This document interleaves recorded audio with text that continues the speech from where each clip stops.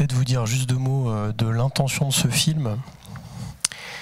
Je vous ai dit que c'était un film qui venait tout juste de sortir de la Drôme. Vous êtes les premiers à le découvrir en dehors de la Drôme, donc je vais être vraiment très curieux de vos retours. Je pense que c'est plutôt moi qui vais vous poser des questions en fait.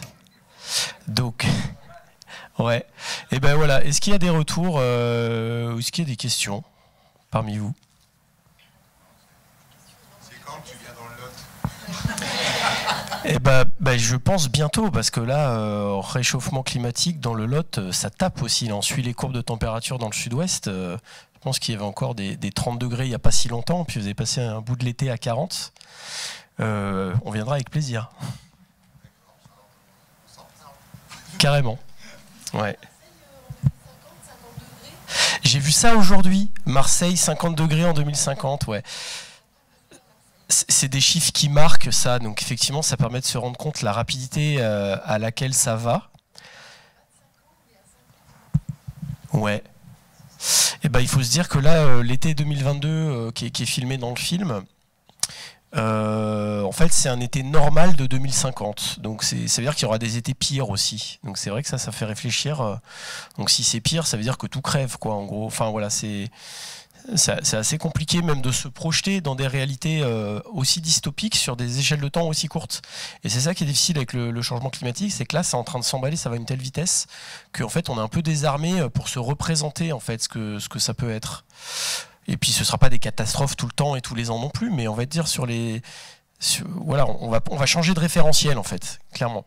Et on n'est pas en train de se préparer à ça. Ouais.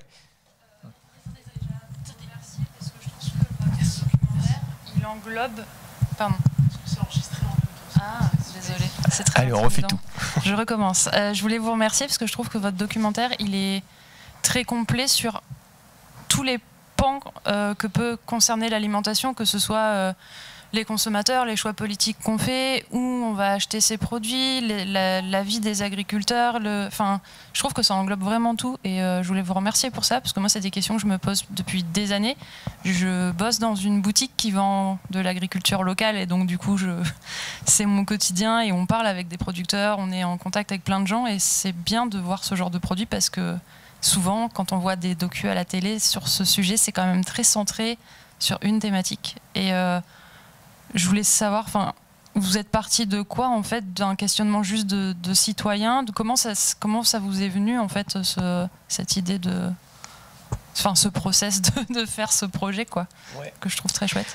Et ben moi au départ j'ai une formation de géographe, donc c'est un peu mon petit virus, donc je suis formaté dans mon cerveau à essayer de lire, c'est ma grille de lecture quoi on va dire.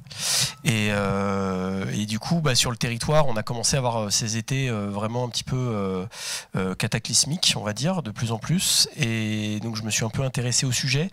J'ai pas mal travaillé déjà avec le volet agricole, c'est-à-dire j'ai eu un peu une appétit pour ça, et là voilà ce phénomène qui est tellement incroyable qui nous arrive dessus, voilà, j'étais attiré. Après il y a eu l'opportunité de faire ce film parce qu'en fait on est venu me voir en me disant hey, tu voudrais pas travailler sur le sujet de la transition agricole sur le territoire, etc. Il y avait une petite enveloppe au départ pour faire un petit film, et donc on est venu me voir avec un collègue et nous on a dit en fait non, il y a un grand film à faire parce que c'est pas un sujet qu'on peut traiter en un quart d'heure et quelques semaines de tournage, et donc on s'est mis en tête de faire un long métrage. Donc un long métrage ça coûte pas mal d'argent, donc on s'est mis en quête de trouver de l'argent pour le faire et on a commencé notre enquête. Voilà, donc on n'a pas commencé, on a fait un peu tout en même temps, on a enquêté en même temps qu'on trouvait l'argent, en même temps qu'on commençait à filmer, ce qui fait que le film s'est fait sur 2 ans et demi, montage inclus, ce qui est pas très long, mais voilà, c'était une enquête assez intense en local et on a réussi à trouver de quoi financer le film, mais sur des financements complètement en dehors des financements classiques du cinéma. Voilà, donc c'est plus des financements de territoire, de l'argent du leader, de l'Europe, du département, c'est plus ce type de financement. Et donc on a orienté le film pour que ce soit un peu un film de médiation, qu'on puisse aller permettre à des agriculteurs et de rencontrer aussi les habitants, et en tout cas pas les agriculteurs qu'on voit tout le temps non plus, parce qu'il y en a qu'on connaît facilement, qui vont vendre dans des boutiques, qui vont venir sur les marchés de plein vent, et il y a ceux qu'on voit jamais, dont on peut avoir d'abord une opinion bonne ou mauvaise, mais on connaît moins ce qu'ils font et quels sont leurs enjeux. Donc là c'était l'envie d'aller voir aussi tous ces gens-là, de sortir un petit peu de ce qu'on a plus l'habitude de voir et d'entendre, et puis de brosser un paysage un peu large quoi. Donc après c'était la gourmandise, une fois qu'on met un doigt dans ce sujet qui remet en question tous nos modes de vie, dit, ben voilà, on a envie de, en tout cas moi j'ai eu envie de creuser pas mal, donc j'ai dû m'arrêter. En tout, on a fait 300 heures de rush donc sur ce projet-là, et là on vient de voir 0,5% de tout ce qu'on a filmé. Donc il nous en reste un peu sur le coude. On sortira des petites vidéos de temps en temps. Vous irez voir sur la chaîne, sur le site internet La Théorie du Boxeur. On aura quelques petites vidéos qu'on va sortir. Oui, mais il y avait déjà un antécédent avec un premier film, En quête de sens, qui a déjà posé beaucoup de bases dans toute la recherche que tu as pu mener et qui t'a mené. Je pense que s'il n'y avait pas eu ce premier film, tu n'aurais peut-être pas abordé de la même manière ce questionnement. Ouais, c'est sûr, il y a un processus, il y a une filiation. Bah, peut-être ceux qui ont vu En quête de sens, vous avez retrouvé un peu un rythme, voilà, une façon d'agencer les idées. En fait, là, ce docu-là, je pense que la filiation, je pense qu'elle est un peu au niveau aussi d'une forme d'humanisme, quoi, dans le sens où moi je suis allé voir ces agriculteurs, ces agricultrices en essayant de me dire ok, enlève tes a priori, essaie de voir vraiment qu'est-ce qu'ils ont à te dire sur le sujet et essayons de mettre leurs paroles en valeur, quand bien même évidemment moi je bouffe bio aussi, etc. Donc aller voir des gens qui bouffent pas, qui font pas du bio, c'est pas la première idée qui me serait venue non plus. Mais finalement de mettre tout ça à plat et de voir que tout le monde est quand même concerné, bio ou pas bio, et a une réflexion sur le sujet. C'est-à-dire que là, plus personne s'en fout en fait. Je pense que le film, il y a 10 ans, on pouvait pas le faire parce que là, les gens, il y avait encore du climato-scepticisme parmi les agriculteurs et tout. Alors, il y a plein de gens climato-sceptiques, hein, mais c'est pas des agriculteurs. Parce que là, maintenant, ils ont bien mis le doigt dessus. Hein. Donc là, vraiment, et donc du coup, c'était moi, ce qui m'a motivé à faire ce film, c'était pour qu'on ait envie de retourner parler et tendre la main en fait aux agriculteurs, aux agricultrices, y compris celles et ceux qui font pas les pratiques que nous on porterait dans notre cœur de consommateurs, un petit peu, comment dire, éloignés des réalités du terrain aussi, quoi. C'est des réalités complexes. Pour vendre en bio, il faut des filières, il faut des débouchés. Là, dans la Drôme, donc, qui est une région bio, c'est une des premières régions bio de France. Nous, notre vallée de la Drôme, on la surnomme la bio-vallée, etc.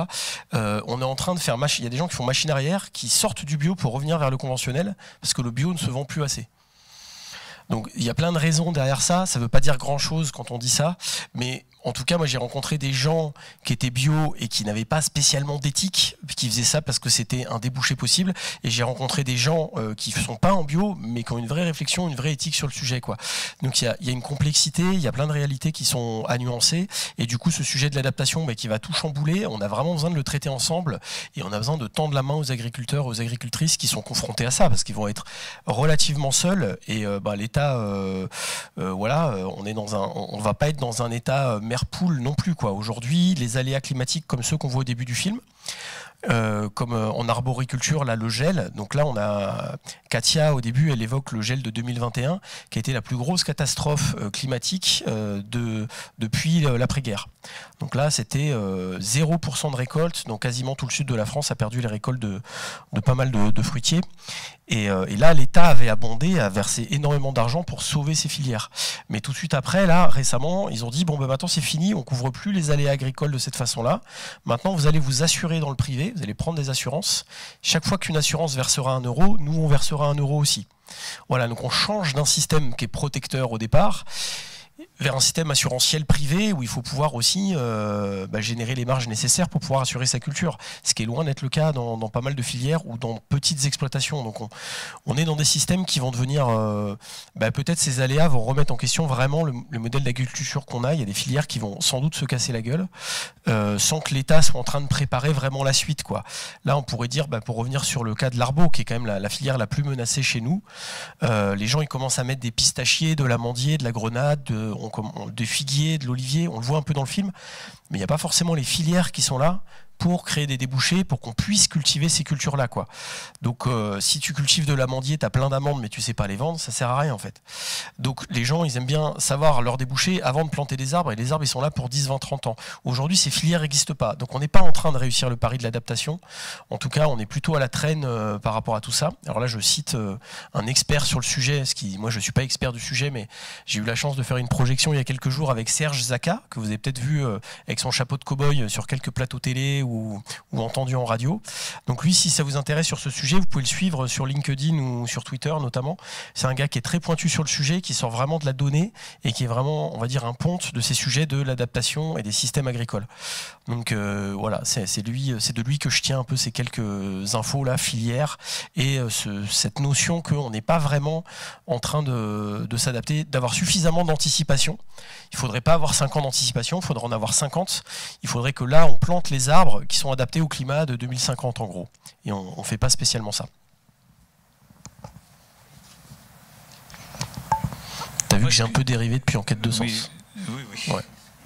Mais moi, ce que j'ai beaucoup apprécié dans le film, c'est que tu commences une enquête et on s'aperçoit que derrière, il y a encore autre chose, puis encore autre chose, et que finalement, tout est lié. Ouais. Et à la fin du film, on se dit, ben oui, effectivement, il y a tel problème, il y a l'eau, mais il y a la terre, mais il y a le terrain, il y a le relief, et que tout va ensemble. Et que parfois, on ne parle que d'une chose, au lieu de parler de l'ensemble, et qu'il faudrait traiter la totalité des obstacles. Ouais, des sujets, c'est d'ailleurs la conclusion un peu du film, quoi. C'est un peu ma marotte finalement de parler de la systémie des choses. Alors c'est chiant parce qu'un film c'est un format linéaire, donc parler d'un truc systémique avec une forme qui est linéaire, du coup c'est pas pratique, donc ça vous a peut-être fait un peu des nœuds au cerveau. En plus ça dure 1h37, donc on a essayé de mettre pas mal d'éléments dedans en espérant que que ça puisse passer dans un format aussi cinéma. Mais l'idée, ouais, même si souvent on me dit tu veux pas passer ton film sur Arte. En fait, Arte ne passe pas ce genre de film. Arte filme, par exemple, les films Arte, c'est des films qui traitent les problèmes en silo, un par un, séparément, et il y a relativement peu de systémie dedans. Mais c'est un autre style, hein, c'est ok, hein, mais sauf qu'aujourd'hui, c'est beaucoup Edgar Morin qui parle de ça avec sa pensée complexe, de dire mais comment est-ce qu'on peut sortir de cette analyse en silo pour arriver enfin à avoir une analyse plus holistique en fait de ce qui nous arrive. Alors on peut transposer ça au cas de la santé, donc on parle de médecine holistique maintenant, médecine intégrative, donc c'est un autre sujet, mais en fait c'est vrai quand on a une vision trop fragmentée des choses, on peut pas percevoir des solutions parce que finalement quand on crée une solution, on va résoudre ici et on va impacter un autre endroit. Mais ça c'est normal, c'est la systémie veut ça. Donc c'est vrai que si on n'a pas suffisamment de recul sur un sujet, on peut pas trouver les solutions finalement qui vont permettre d'adresser toutes les causes. Et là c'est pour ça que j'ai voulu parler aussi de l'effondrement de la biodiversité, qui est plus discret dans les médias, on parle beaucoup moins de ça, alors que c'est une crise qui est quand même hyper inquiétante en vrai. À l'échelle d'une vie, moi la mienne n'est pas si longue, mais je vois quand même vraiment la différence. Et la bonne nouvelle qu'amène le film aussi, c'est de dire mais alors ça par contre c'est des phénomènes qui sont réversibles à très court terme, et c'est un peu la magie de la vie, parce que franchement, je sais pas si vous avez déjà remarqué, je sais pas si vous avez déjà fait caca dans la nature, mais quand on fait caca dans la nature, il y a des mouches, elles arrivent dans les 2 minutes, elles arrivent quoi. Mais elles étaient où ces mouches? Elles viennent pas sinon. Voilà. Bon, c'est vrai pour tout un tas de trucs quoi. Et du coup, ça permet de se dire, on était donc, pardon, si on reste dans les matières fécales, mais donc là, dans la ferme de Sébastien Blache à la fin, avec ces naturalistes là qui viennent, il était en train de creuser, pareil, des bousses de vache. Il n'y avait pas eu de vache sur le terrain depuis 40 ans, et il y avait le spécialiste national des insectes de la bouse de vache. Et là, il disait, tous les insectes sont là, en tout cas, enfin pas mal d'insectes sont là. Mais ils viennent d'où? Voilà, il y a des œufs quelque part, ils sont là. Et puis quand les conditions se créent, hop, ça arrive quoi. C'est impressionnant. Moi, je sais pas, j'hallucine toujours quand je vais en montagne de voir ces brins d'herbe accrochés à flanc de paroi. Il y avait une chance sur 1 milliard pour qu'il y ait de la vie qui puisse se développer là, ça a suffi quoi. Il y avait la graine, la goutte d'eau, il n'y avait même pas vraiment de terre, mais c'est parti. Donc la vie, elle a quand même une force de résilience qui est vraiment quelque chose qui moi m'émerveille personnellement. Et du coup, c'est dire cette question de la biodiversité, on pourrait vraiment apporter des solutions, parce que même localement, on recrée des mares, on recrée des haies, pas mal d'espèces reviennent. Alors celles qui ont disparu à tout jamais, celles-là c'est fini. Mais toutes les autres peuvent revenir. Et ça c'est aussi ce que moi j'ai découvert en discutant avec ces gens-là, qui font des îlots de biodiversité, mais ils disent mais finalement si on arrivait à faire suffisamment d'îlots et les mailler avec justement des haies, etc., on peut recréer en fait des corridors écologiques et faire revenir beaucoup de biodiversité. Et ça va vite.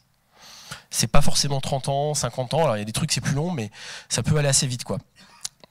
Le problème, c'est la dégradation des milieux. Quand il y a des milieux qui sont trop dégradés, trop d'incendies, trop de lessivage des sols, là, il faut un effort colossal pour réagrader les sols, quoi. On sait faire, il y a des exemples. À Auroville, en Inde, ils ont reforesté des pans énormes. On a plein d'exemples dans le monde qui montrent qu'à l'échelle, on va dire, de 10, 20, 30 ans, on peut vraiment inverser des tendances au niveau écologique. Mais voilà, malheureusement, le climat, ce ne sera pas aussi sympa. Comme dit le scientifique dans le film, le mur, on va bien se le manger, dans tous les cas. Donc, préparons-nous. En tout cas, préparons aussi notre agriculture, parce qu'on a besoin de manger et puis on a besoin de garder et d'avoir des agriculteurs, des agricultrices, quoi. Parce qu'en fait, le péril aussi, c'est comment on conserve aujourd'hui ce tissu qui est menacé, en fait, parce qu'ils font un métier qui est hyper dur. Florent Dunoyer, qui faisait le truc du pain là, que vous avez bien aimé dans le film, là, il disait un truc que je regrette de ne pas avoir mis un peu. Il disait, mais les agriculteurs, c'est les seuls, finalement, à accepter de bosser 70 heures par semaine pour être payé moins qu'un SMIC et être endetté à vie, quoi. Personne ne fait ça. Qui fait ça en vrai dans la vie? Mais personne. Donc c'est des métiers, je ne sais pas pourquoi, ils sont à un endroit où en fait c'est des métiers hyper durs, qui deviennent maintenant en plus hyper risqués, en plus d'être physiques. Et certains gagnent beaucoup d'argent, des céréaliers de la Beauce, qui ont des grandes surfaces, qui profitent des primes PAC. Donc ça, on ne va pas le nier. Je ne peux pas vous donner le chiffre, mais il y en a qui gagnent très bien leur vie. Mais il y a aussi une grande partie qui sont dans des situations plutôt fragiles ou carrément de précarité. Et ça quand même, ça interroge, quoi. La PAC, c'est un des problèmes. Ouais, quand on parle de systémie, du coup, c'était dur de ne pas dire un mot sur la PAC. Donc, j'ai pas creusé le truc parce que là, il vaudrait mieux faire un film Arte là sur le sujet pour essayer d'y comprendre quelque chose. Ils existent, hein, donc voilà. Moi-même, je suis pas du tout spécialiste de ça. Par contre, j'ai pu discuter avec des agriculteurs qui m'ont dit, bah, voyez, nous, dans notre cas, on n'est pas avantagé ici ou on n'est pas avantagé là. Globalement, les gens m'ont dit, bah là, le verdissement de la PAC qu'ils ont annoncé à la dernière PAC a un effet complètement contre-productif. Ils ont enlevé les aides sur le bio, il y a moins d'aides à l'installation, enfin il y a tout un tas de ce qu'on appelle les effets de bord. Donc on crée des politiques et puis en fait qu'est-ce qu'elles vont vraiment générer sur le terrain? Sur le terrain, les agriculteurs sont plutôt en difficulté et après il y a dedans des trucs bien. Maintenant les couverts végétaux sont quelque chose qui est rendu obligatoire dans certains cas. Donc il y a des choses qui vont dans le bon sens, mais c'est noyé dans un océan aussi technocratique. Et on va quand même favoriser surtout les gros. C'est-à-dire qu'on peut s'interroger pourquoi est-ce que les petits sont pas mieux défendus, quoi. Donc là, il y a peut-être un peu plus que de l'idéologie derrière ça. Donc on peut se demander si on n'est pas de fait face à une politique qui vise à quelque part anéantir l'agriculture familiale, qui est celle qu'on met sur les pots de yaourt pour nous faire acheter du yaourt, hein, avec la petite ferme, la petite vache et tout. Celle-là, elle n'existe plus tellement au final, hein, et elle existe encore, mais elle est vraiment menacée, celle-là. Ouais. Il est intéressant parce qu'il peut amener du débat derrière, et si on mélange la FNSEA et la Conf, peut-être qu'il peut on peut en avoir un peu de débat, quoi, derrière. Et ça je trouve ça très bien. Ouais, c'est l'ambition. C'est vraiment l'ambition. Alors moi, je trouve qu'on est dans une société où on a beaucoup de mal à arriver à se reparler et arriver à avoir une discussion avec des gens avec qui on n'est pas d'accord. Donc on vit dans nos bulles de réalité. Les réseaux sociaux renforcent ça, mais même globalement, on vit dans des entre-soi un peu de la pensée où on n'est plus forcément confronté à des gens qui pensent plus comme nous. Et du coup, alors c'est un peu à couteau tiré des fois dans le milieu agricole, mais ne serait-ce que déjà avec la population, les agriculteurs entre eux, si on arrive à recréer des espaces où juste on peut se parler sans s'agresser et écouter un peu le point de vue de l'autre, déjà, je trouve, on fait quelque chose. Parce que moi, ça me fait très peur, hein, de voir à quel point on n'est plus capable de faire ça, de plus avoir ces espaces, en fait. Et c'est facile, hein, de s'invectiver, de dire j'ai raison, l'autre a tort. Je veux dire, fastoche, quoi. Mais arriver à se remettre en question et arriver à écouter l'autre là où il est, là, c'est plus balèze. Et je voudrais juste, parce que ça m'a fait penser à une compagnie de théâtre, et ils vont passer bientôt dans Paris, alors je sais pas, c'est dans le nord de Paris, dans un théâtre, ça s'appelle Vacarme, le spectacle, et c'est la compagnie de la joie errante, et c'est trois jeunes, qui sont des comédiens, et qui sont des anciens fils d'agriculteurs, et qui ont fait, je sais pas, plus de 150 interviews de paysans, et qui retracent ça dans le spectacle, et vraiment ils sont très très bons, et c'est vraiment à voir. Super, merci pour l'info. Donc Vacarme, le spectacle. Vacarme, et c'est la compagnie de la joie errante. Allez, on ira voir ça. Merci pour la page de pub. Moi, ce qui m'a fait plaisir dans le film, c'est qu'on commence à parler globalité, interaction, et qu'à partir du moment où on commence à pouvoir travailler sur cet ensemble, il y a un espoir. En revanche, moi, ce qui me fait peur, c'est plus l'option technologique, informatique, qui est conçue par les cerveaux de ville et ça me fait très peur parce que là on sort complètement de la diversité, on sort complètement de tout ce qui est le rapport à la terre, à l'eau, à tout ce qui fait une agriculture humaine et là ça me fait peur dans quel monde on va rentrer. Et je pense que ouais, tu poses la question de l'outil et de l'utilisateur. Et donc là, souvent, moi, j'aurais tendance à me référer à Ivan Illich là sur cette question-là, c'est-à-dire à quel moment est-ce qu'on devient esclave de l'outil, quoi. Donc là, à la fin du film, Nicolas Brécasse, il parle de fuite en avant par rapport à ça, en disant aujourd'hui, il y a l'agriculture de précision qui est présentée.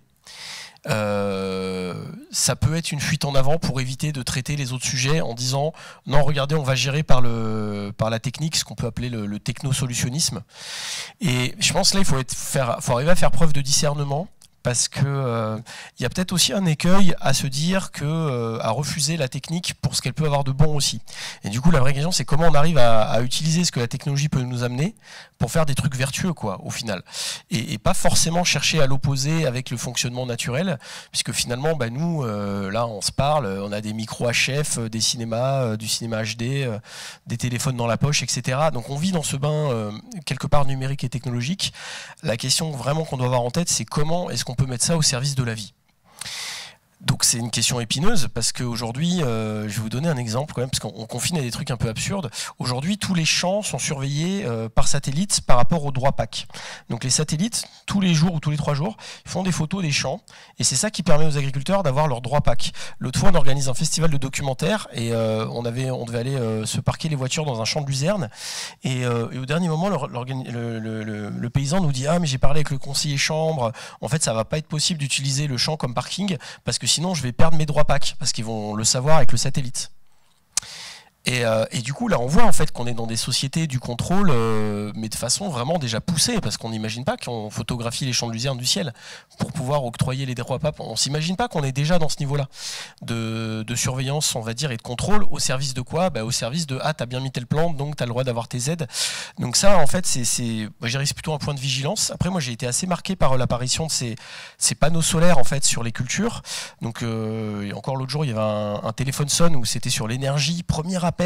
Donc on parle de l'énergie en général. Le premier appel, c'était les agriculteurs qui lui disaient on nous démarche pour venir installer des panneaux solaires sur nos cultures, puisqu'il y a la loi qui est passée qui dit qu'il y a 2% de la surface agricole française qui doit passer sous panneaux solaires, donc ça fait quand même un peu de place.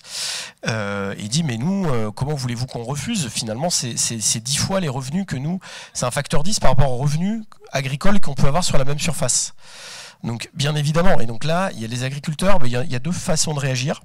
Même peut-être un peu plus, mais moi j'ai rencontré des gens qui sont inquiets et qui attendent de voir, notamment sur la question des panneaux solaires sur les arbres là, sachant que ça fait gagner quelques degrés en cas de gel, donc ça les intéresse plutôt, parce que des fois c'est 1 ou 2 degrés que ça passe pas, le gel, donc là ça réchauffe au niveau du sol, et puis en cas de grêle, c'est les panneaux qui prennent, c'est pas les arbres. Voilà, on a eu l'exemple là, dans le village de Saillant, près de chez moi, il y a eu des balles de tennis qui sont tombées, donc s'il n'y a plus une toiture, il n'y a plus un pare-brise, et toutes les vignes ont été hachées, mais ça c'est de plus en plus souvent qu'il y a des événements comme ça. Donc quelque part, mettre des panneaux solaires, ça les intéresse aussi pour ça, et puis tout un tas à la fois d'infrastructures, eux ils y voient leur intérêt au final. Et les panneaux solaires, on ne voit pas, parce que j'ai pas mis l'image, mais ils pivotent en fonction des besoins d'ensoleillement des plantes en dessous. Donc il y a des algorithmes qui pilotent, et ce que vous disent les entreprises qui positionnent ça, c'est que c'est fait aussi avant tout dans l'intérêt des plantes et que la production solaire n'est pas prioritaire sur la production végétale. On veut bien les croire. En tout cas, j'ai pas de preuves pour dire que c'est faux, hein, mais en tout cas, là, les images qu'on voit, c'est dans une station expérimentale scientifique. Et après, sur le terrain, il y a des gens qui sont engouffrés, qui sont commencé à mettre ces panneaux-là pour les raisons que je vous ai décrites avant. Et il y a des gens qui sont aussi un peu plus attentistes. Mais vu les revenus que ça génère, évidemment que la vallée du Rhône va être couverte de ces panneaux solaires au-dessus des arbres. C'est quasiment une certitude. Mais alors, est-ce que c'est bien ou est-ce que c'est mal ?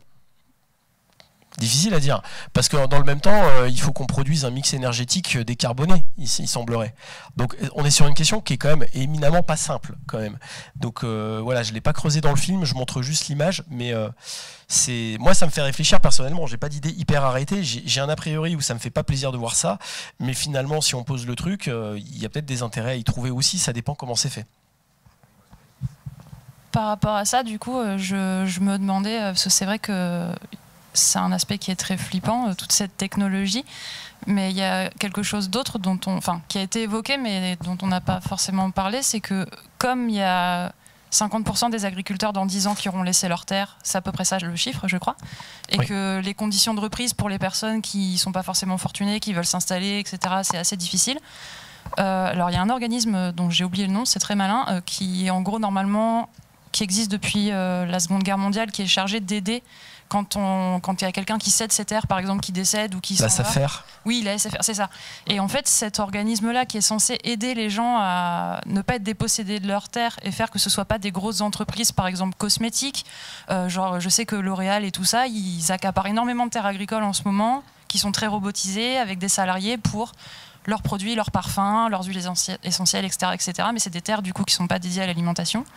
Et donc en fait, peut-être que politiquement il y a un truc à jouer aussi, parce que tous les organismes de l'État qui sont censés aider les gens à s'installer et faire le travail de lien dont on parle, qui fait que la technologie est utilisée à bon escient, etc., etc. En fait, tout ça est en train de s'effondrer.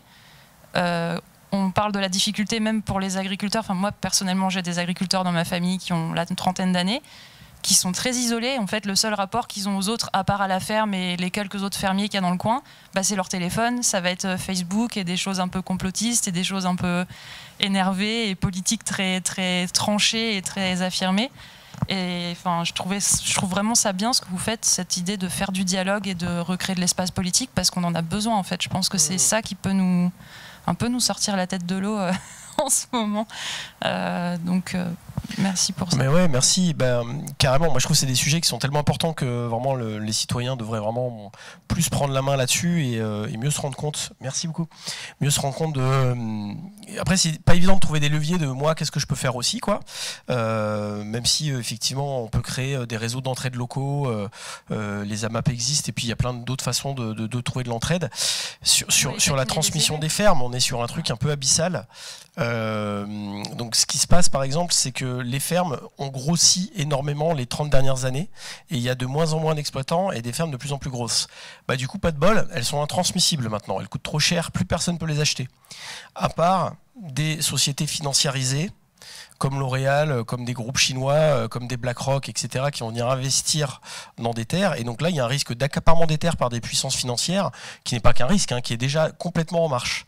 Donc en gros, on a ce problème de fermes qui sont intransmissibles aujourd'hui, qu'il faudrait redécouper. Et là, ça pourrait être le boulot des SAFER, justement. Voilà, sauf qu'ils font pas ça, pas tout à fait. Ils vont souvent, c'est un reproche qu'ils leur est fait, donc il faudrait des gens de la SAFER pour venir se défendre de ça, mais on leur reproche beaucoup d'envoyer souvent les terres à l'agrandissement et pas d'installer des nouvelles fermes, parce qu'ils ont des critères de viabilité, et puis parce qu'il y a des histoires ce qui se dit beaucoup, c'est qu'il y a des histoires de cooptation et de politique derrière, entre les gens de la FNSEA, les gens de la Conf ou les gens des JA. C'est pas l'amour fou, donc on voit bien qu'il peut y avoir des tentations effectivement de pas refiler des terres à des gens dont on valide pas le modèle, quoi. Donc il y a ce truc qui est assez quand même vivant. Alors là, le gouvernement vient de sortir un plan pour favoriser l'installation, donc ça veut dire que dans le discours il y a une prise en compte de cette problématique là que vous levez. J'ai pas étudié, c'est récent, ça a 2 semaines ce truc, et donc justement pour un plan où ils ont mis, je crois que c'est 100 millions d'euros pour aider justement à la transmission des fermes, etc., etc. Mais on va dire, voilà, après il y a les régions qui ont des politiques différenciées d'aide à l'installation, enfin voilà, tout ça c'est un peu un millefeuille, mais c'est vrai qu'aujourd'hui j'espère que c'est pas que des annonces qui vont faire le gouvernement, parce qu'il y a vraiment des choses à faire pour permettre à des jeunes de s'installer, et qu'on priorise l'installation de jeunes exploitants, même si c'est pas grand au départ, et peut-être ils s'agrandiront après, que de toujours aller à l'agrandissement, parce qu'en fin de compte, c'est des fermes finalement quand elles sont trop grosses, qui échappent à l'agriculture et qui vont devenir, tu as bien raison de le dire, des fermes probablement robotisées dans le futur, qu'elles soient bio ou pas bio, hein, sachant que les bio peuvent être les premiers à se robotiser, parce qu'en fait on a besoin de beaucoup de main d'œuvre pour le désherbage, etc. À la fin, on voit cette image d'un robot désherbeur dans le champ.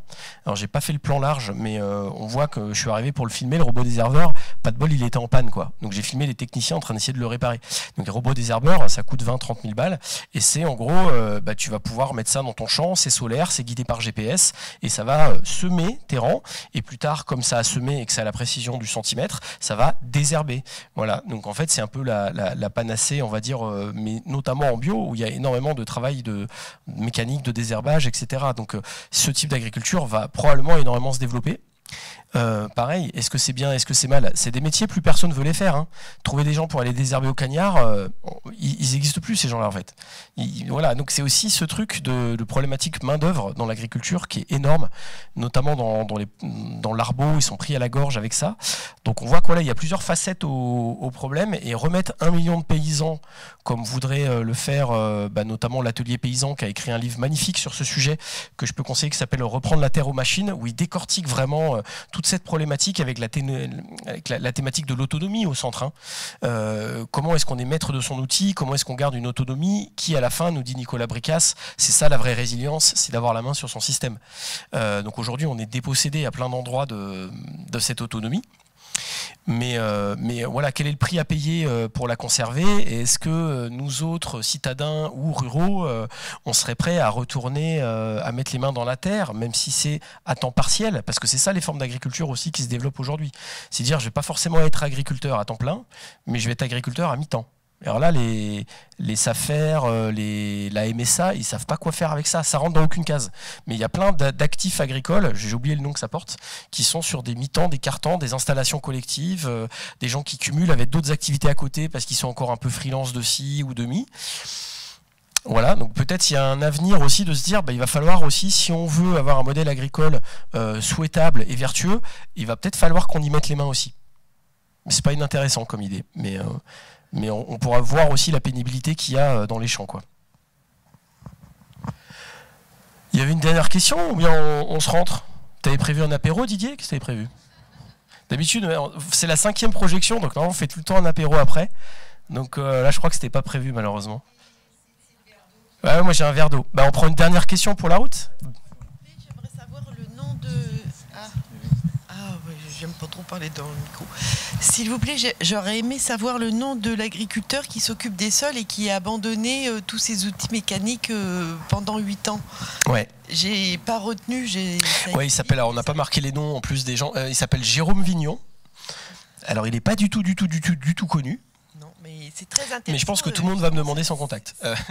Ouais, c'est quelqu'un qui... C'est pas simple sa situation, lui. Donc lui, en fait, lui, il est dans le Diois. Donc dans le Diois, je pense qu'ils sont à 60% ou 70% bio. Je suis allé chercher le seul gars qui n'est pas en bio dans cette région-là. Donc c'est un peu provoque aussi.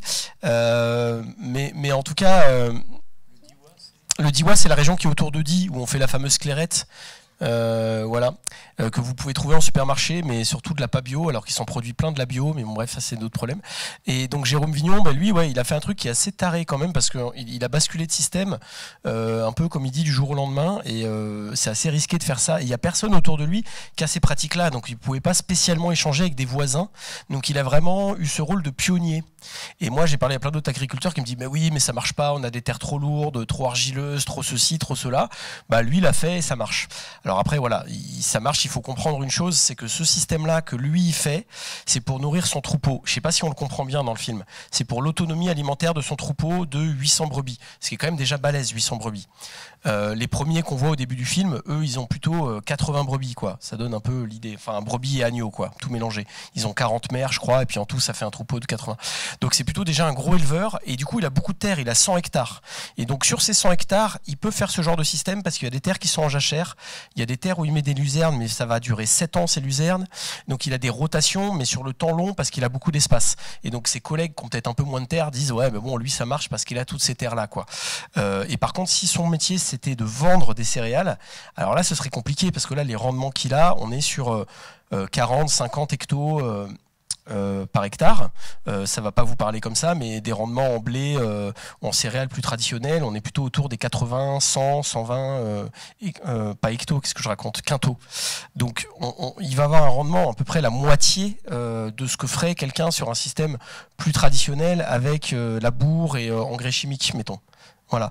Donc c'est possible de faire ces techniques-là, mais si on accepte d'avoir moins de rendement, et c'est ça une des clés du truc, c'est ce que dit aussi la conclusion à la fin, c'est que si on n'accepte pas d'avoir moins de rendement, d'abandonner en tout cas ces 20%, les 20 derniers pourcents de rendement, c'est comme sur l'autoroute quand on veut rouler à 130 au lieu de 110.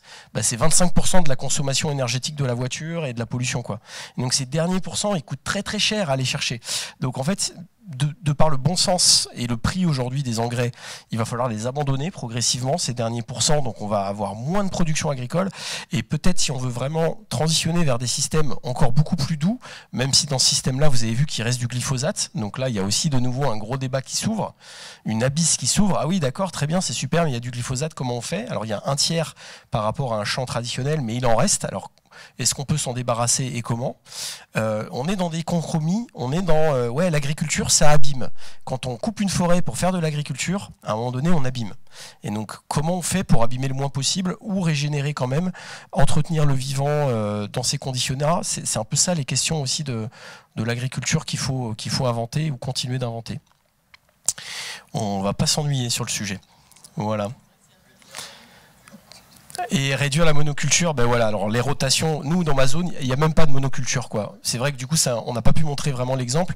Tout le monde est à minima sur des rotations à 3, 4 ans. Voilà, donc c'est vrai qu'on est déjà sur des systèmes un peu plus vertueux, ce qu'on a dans la Drôme. C'est pas de la monoculture de blé ou de maïs, ça n'existe pas chez nous, donc on est déjà peut-être dans un mode un peu plus vertueux. Mais merci pour votre écoute. La théorie du boxeur. Merci. Il y a un site, il y a une page, il y a une bande-annonce. Si vous voulez la relayer, on vient de la sortir, la bande-annonce. Donc n'hésitez pas à la relayer. Et puis n'importe qui en France peut organiser une projection, une avant-première, en nous passant un petit mail via le site La théorie du boxeur. Merci à vous, très bon retour et bonne suite de festival. Et merci au ciné pour l'accueil.